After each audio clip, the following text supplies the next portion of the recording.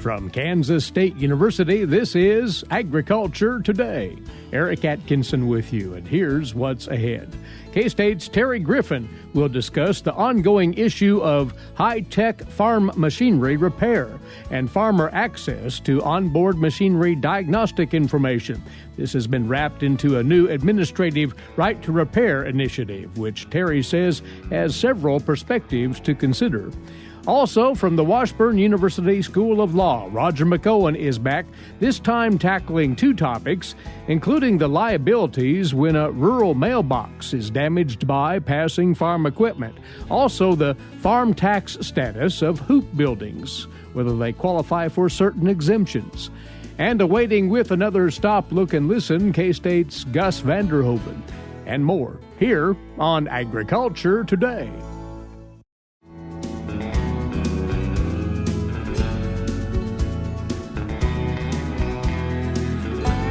You are tuned in to Agriculture Today, and as always, we thank you for listening in.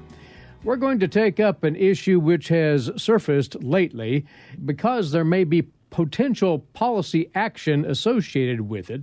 It's the right to repair farm machinery and equipment, and technological developments have led to this interest. Joining us is Terry Griffin, precision agricultural economist, K-State Research and Extension, and he's been invited recently, a time or two, to lend some thoughts on this matter.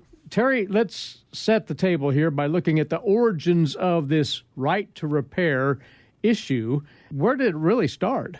Well, the right to repair issue started much further back than what many people realize. Going back as far as 1998, when the Digital Millennium Copyright Act was signed by then President Bill Clinton. And, the thing about what the world looked like then, we weren't thinking too much about farm data, especially it wasn't quite yet being pushed to the cloud machinery. But it's 1998, the Digital Millennium Copyright Act would be kind of where all this started.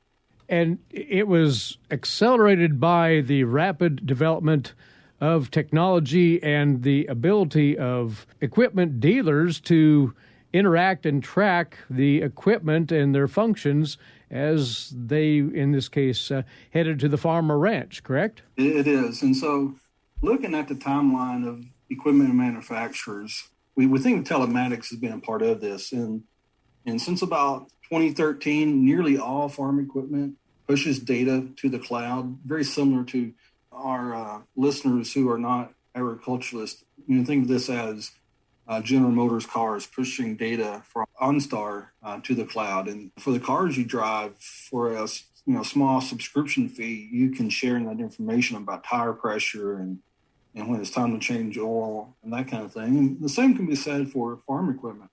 But looking at the farm equipment timeline, really mirrors that of the automobile industry. And that in 2002, that's when Deere had their first GD-Link machine messenger.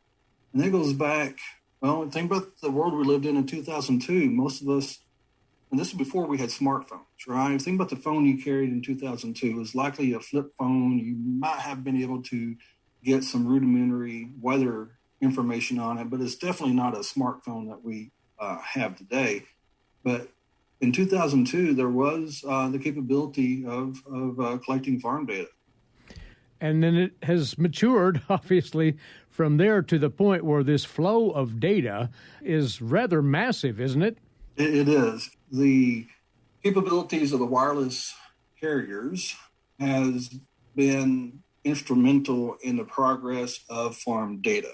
And we think about where agricultural production occurs, where's corn and wheat and sorghum grown? Where are the cattle feedlots? Well, they are not in residential, highly populated areas where wireless carriers have devoted most of their efforts, for voice and text and so forth. So we have this disconnect in the countryside of where crops are grown and wireless connectivity has the highest level of connectivity. So present day, Terry, what is the rub, the issue at hand with respect to equipment and machinery repair? So the reason we're talking about this more in July of 2021 than we did in June of 2021 was because the White House plans to make some executive orders about right to repair. And this topic does come up fairly regularly. It looks like the White House is going to make an executive order in favor of consumers who want to repair and modify devices and equipment that they bought. Although I've not seen the final or even a draft of those executive orders to know for sure, but that's what it sounds like to me. The manufacturers of, it could be, from your cell phones, it could be farm equipment or lots of other intellectual property devices that are available. The manufacturers are leaning on the DMCA for a variety of reasons. If I was producing equipment or some sort of intellectual property, I would certainly lean upon that law or that act to protect my intellectual property. In particular, if someone modifies my equipment or my product and it may result in injury or misuse of the product, I would be concerned about that. I would not want the liability on myself. So, I see that argument. There's an argument about right to repair, and then that it quickly becomes an argument about right to modify. And that one becomes a little bit more clear cut in that it would make sense that if someone modified a product, that the manufacturer is no longer responsible for how that product is used or if someone gets hurt. Yeah, but need to spell out what's at stake for the producer in as far as retaining some level of right to repair their equipment. And this gets down to a very fundamental thing as far as their day-to-day operations, doesn't it? It does. And chatting with some farm operators, they've shared with me that some of the frustration is they would just like to be able to know what's wrong with the equipment. They like to be able to run the diagnostics on the error codes to find out what needs to be repaired. And when I talk to the manufacturers and the service providers, they would share with me that, a lot of the farmers have the capabilities of running those error codes already. And, for instance, with JD Link, which Deere just announced recently, as of July 2021, that they're no longer going to charge subscriptions for that to run an operations center. The farmer can see what those error codes are saying. And so there might be a communication issue that's an opportunity to have a discussion between the farmer and the manufacturers. Also, if it is something simple or even if it's complex, either way, the distance to a service provider is not getting shorter. And so we think about rural areas and we've seen consolidation, right? There's lots of, in 20, 30 years ago, we had lots of independent dealerships. Now it seems like each dealership has, a dozen or several dozen locations. And some of the independent locations were shut down. And so the distance to a service provider may be increasing, and getting a service provider to come to the farm may be more difficult than it once was. And so that's part of it. It's about downtime is what it is. It's a lot of downtime. If you're trying to plant and you got to put the planter tractor on a trailer and haul it for 4 hours to a dealership to have either a minor repair or a major repair, either one, and then another 4 hours back home, you essentially lost at least a day, right? So it's a downtime cost. And if it's something simple, it's more than frustrating for the farm operator to lose a day over something that could have been easily repaired. Yeah. We don't know where the policy moves are going to go. That will be left up to legislative entities and, of course, the administrative proposal and so forth. But to your view, Terry, from the economic vantage point, how important is this debate? The debate is really important, and it's not only for the farm costs we've been talking about, but if we have more competition for third-party repair shops, if third parties can perform these repairs, that may or may not reduce the cost of repairs. And so, for instance, if I'm the manufacturer of a product and a third party is doing repairs, and that machine was, let's say, leased to the farm operator, and when it comes time for that machine to enter the secondary market to be bought by another farmer, well, I am kind of hesitant as the machinery manufacturer if I need to warrant some of the capabilities of that machine. And you take that one further, this could, depending on how it goes, could alter the perception of which way to go as a producer obtaining a new piece of equipment, purchase or lease. This would be a driving influence, one would think. Yes, it's going to affect some farm management decisions. And one of the things I think I wanted to get across to our listeners is this is one of the issues that I don't see any particular side being wrong. Regardless of if you're a manufacturer, farm operator, landowner, equipment dealer, we need to be cognizant of all the sides to this story. Well, we will see it evolve probably in the weeks ahead, and it is something that is very much high profile in production agriculture right now, among many other issues, and that is this right to repair modern, sophisticated farm machinery and equipment. And perhaps have some more to talk about along this line on down the road, Terry. We'll welcome you back then. Many thanks for your time right here. Thanks, Eric. It's always a pleasure. Likewise, he is precision agricultural economist Terry Griffin of K-State Research and Extension. We'll be back with more for you on this Agriculture Today.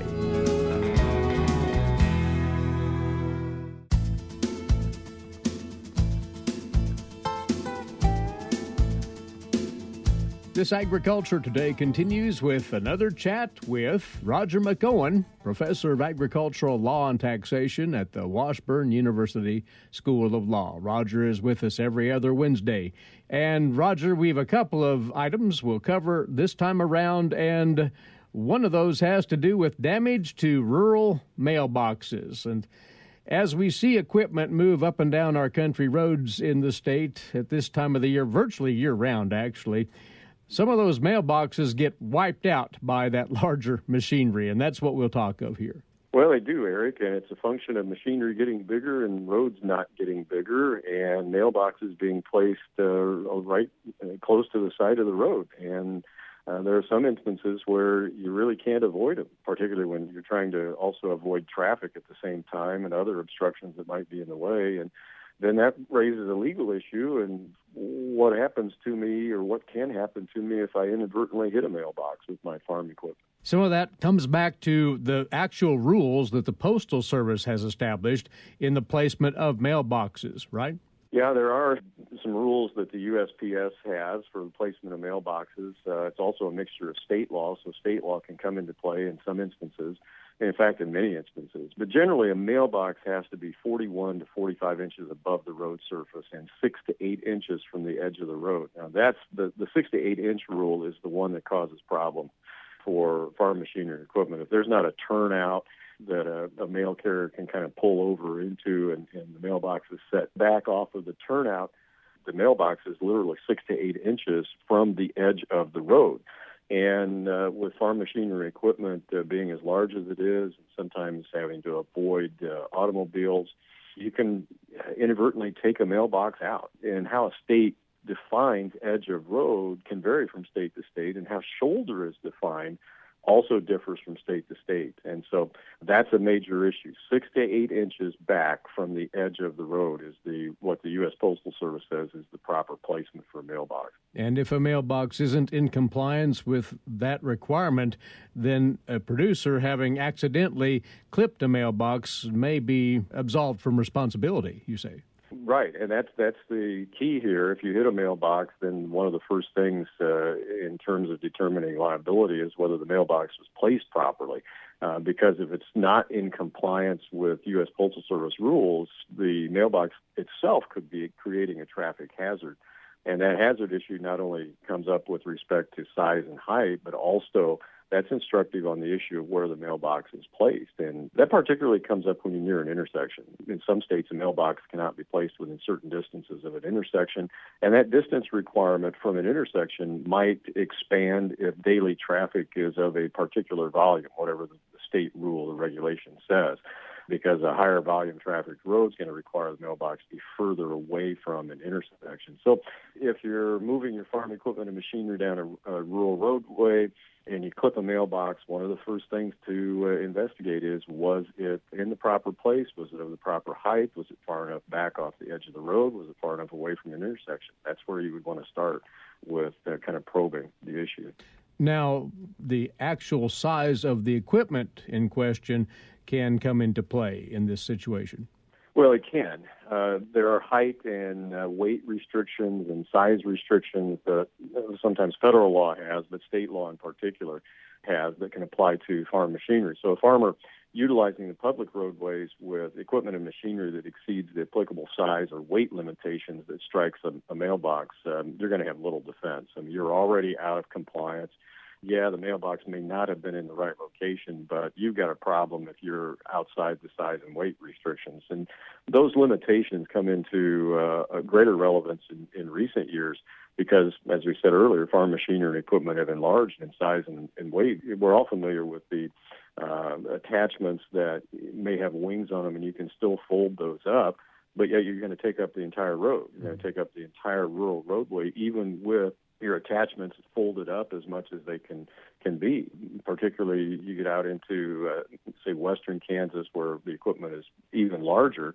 That can be a real issue. And then the weight limitations, those are tied to typically the number of axles and the distance between the axles, and at least that's how it's done in Kansas. And if you exceed the limitations, you can't have those. You're not supposed to have those on public roads. But again, we have to look for exceptions. And in states where the ag industry predominates, such as Kansas, ag equipment and machinery is often exempted. Without an exemption, you've got a problem. Plus, you can have civil damages that might apply to the road for possible violations. So what the counties are concerned about, what the state's concerned about, is real heavy equipment tearing up roads. So you got to watch the weight limitations. Then you have to watch the size limitations. And then you want to see, particularly during planting and harvest time, a lot of times you'll see executive orders by governors. We see this a lot in the fall, where they'll say, for a certain period of time, as you're taking your commodities to market, the size and weight restrictions are lifted. So we want to look for those types of things, too. So there's latitude there, but it may seem a minor incident, damage to a mailbox, but it is federal property, so this should be taken somewhat seriously here. Yes, particularly if you did it on purpose. Don't do that. It's unlawful to intentionally destroy a mailbox because if you do that intentionally, because it is federal property, that's intentional damage to federal property, and that could get you a substantial fine and or imprisonment, the law says, up to 3 years. Now, unintentional damage, what you need to do is notify the property owner associated with the mailbox, and probably notify the local police and see what other local regulations might come into play. But if you're operating machinery on a public roadway within the applicable rules, you happen to strike a mailbox, probably the worst thing that's going to happen to you is you're going to have to pay for the damage that you caused and pay for a new mailbox to be put up.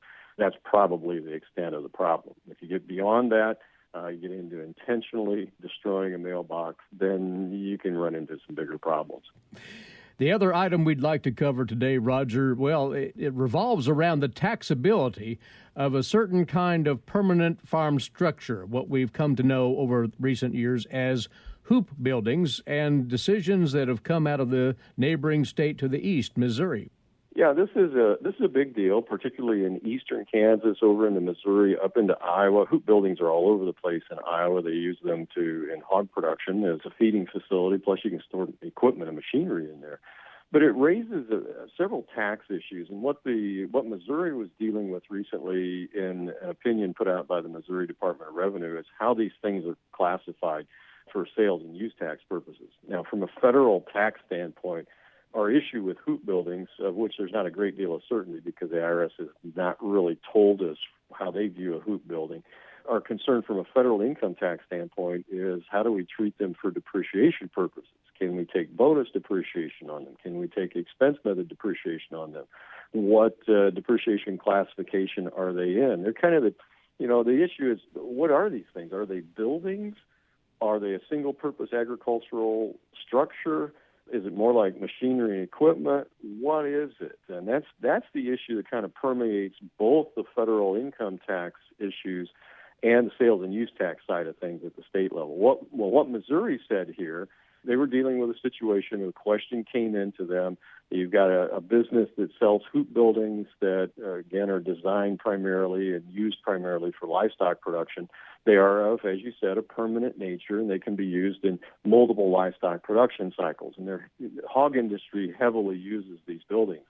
And the Department of Revenue over in Missouri said if the buyer uses the building exclusively, solely, and directly for raising livestock for ultimate sale at retail, then the hoop building is farm machinery and equipment. That's important at the state level because farm machinery and equipment are exempt from sales and use tax.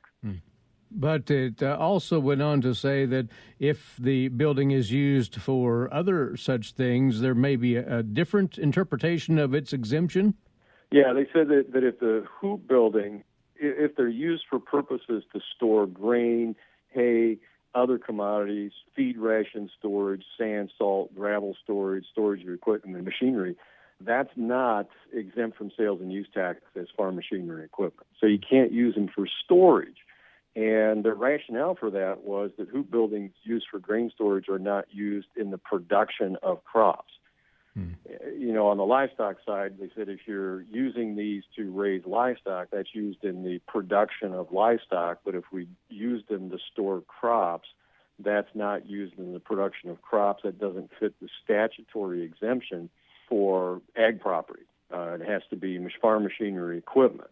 It has to be used directly in the production of agricultural products. So grain storage, they said, is not an ag purpose, neither is the storage of farm machinery equipment. So the lesson here in Missouri, and we also get into this on the federal income tax side of things, use them for one purpose. Use them for the qualified purpose. The quip I always make at a lot of tax seminars is if you get audited and the auditor wants to come out to the farm, get the RV out of the hoop building before the auditor gets to the farm. You want to show just one use of that, and it needs to be a qualified use. All right. Well, as always, we steer folks in the direction of your blog. It's a running account of current developments in the field of agricultural law and taxation. That's at washburnlaw.edu/WALTR, listeners. Roger, as always, many thanks. We'll talk again in 2 weeks. Thank you, Eric. He's a professor of agricultural law and taxation, Washburn University School of Law. That's Roger McEowen, and we'll return shortly on this Agriculture Today.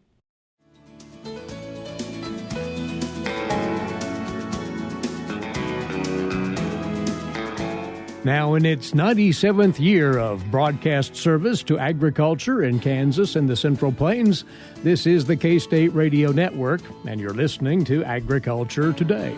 Eric Atkinson with you now. Today's agricultural news headlines, these courtesy in part of DTN. Well, the already late announcement of 2021 biofuel and 2022 biodiesel levels under the renewable fuel standard and those for 2022 biofuels in total are not apparently going to come soon, according to a report from Reuters. The news service reported that the White House has pushed back the proposed rule for the RFS levels out of political concerns. Expectations had been that they would be announced this month and then finalized by the statutory deadline of November the 30th. The 2021 levels not even proposed in 2020, the deadline for those already missed. In fact, the proposed levels for 21 and 22 have not even been sent yet to the Office of Management and Budget for their review. Now, while this report suggests that political considerations are keeping the plan on hold, there have been several court decisions that could also have affected the proposed levels, but it does appear that the proposed marks are not going to emerge yet this month.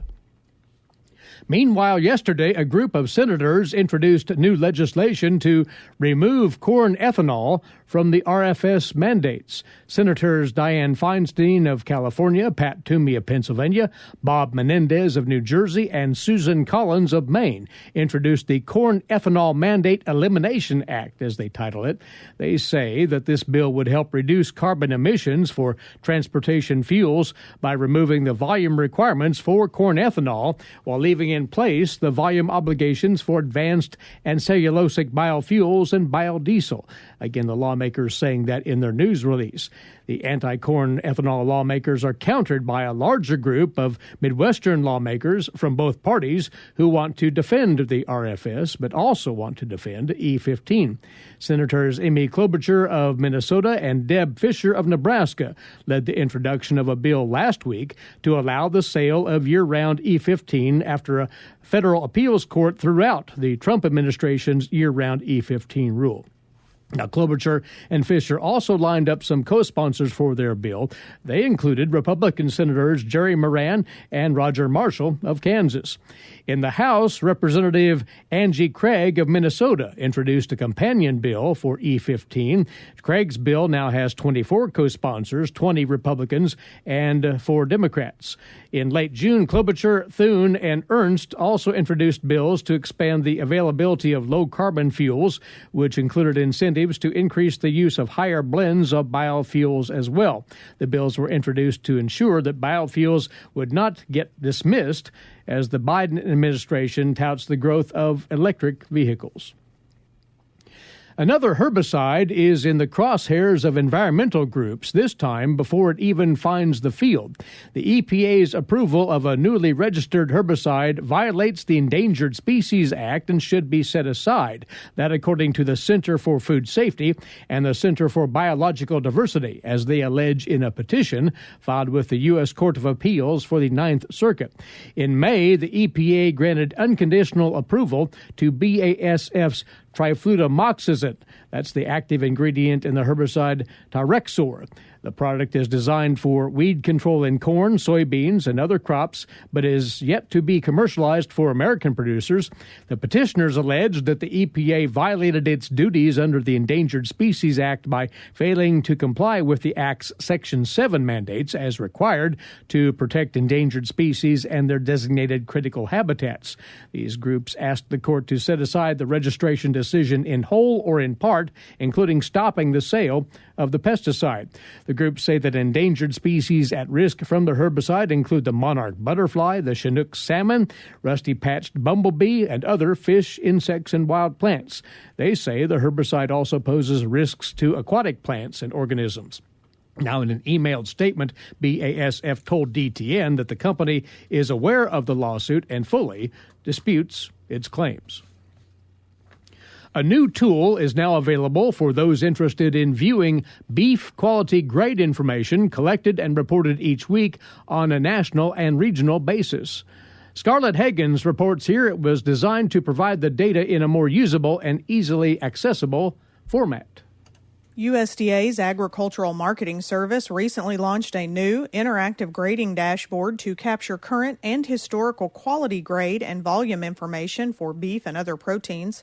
The dashboard includes data published through the weekly USDA National Steer and Heifer Estimated Grading Percent Report and expands the information to include veal and lamb grades and volumes.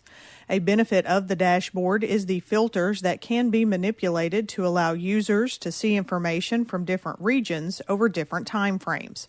It also gives users the ability to easily compare and analyze up to 10 years of data and download the information into a spreadsheet for further evaluation. A national grading summary, regional beef grading information, beef grade percent data, and more can be viewed on the site. The dashboard is updated each Monday. In its current state, the system only views quality grade information. However, the Agricultural Marketing Service has indicated they intend to capture other reports published under livestock mandatory reporting, such as processed under federal inspection and boxed beef load counts. To view the new grading dashboard and tutorials on how to use it, go to ams.usda.gov, then type Grading Dashboard in the search function. I'm Scarlett Hagens. And the USDA is reminding you producers and landowners that the sign-up deadline for the Conservation Reserve Program current general sign-up is fast approaching. Eligible producers must submit their offers by this Friday, July the 23rd. Now, to help increase producer interest and enrollment, the Farm Service Agency has adjusted soil rental rates, including additional flexibility for rate adjustments, a possible increase in rates where appropriate. They've increased the payments for practice incentives from 20 to 50% for continuous CRP practices based on the cost of establishment, in addition to cost share payments, and increased payments for water quality practices, with those incentives increased from 10 to 20% for certain water quality practices available through the CRP, such as grassed waterways, riparian buffers, and filter strips. Additionally, the FSA introduced a new annual Climate Smart practice incentive for the general grasslands and continuous signups that aims to increase carbon sequestration and reduce greenhouse gas emissions. For the deadline for applying, again, is this Friday. And to find out more about the current general CRP enrollment, see your local FSA office for more information. You are tuned to Agriculture Today, and we'll be back here on the K-State Radio Network. This is Agriculture Today.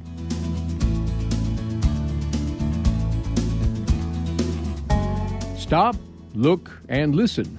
This is our state, Kansas. I told him I had my final exam written.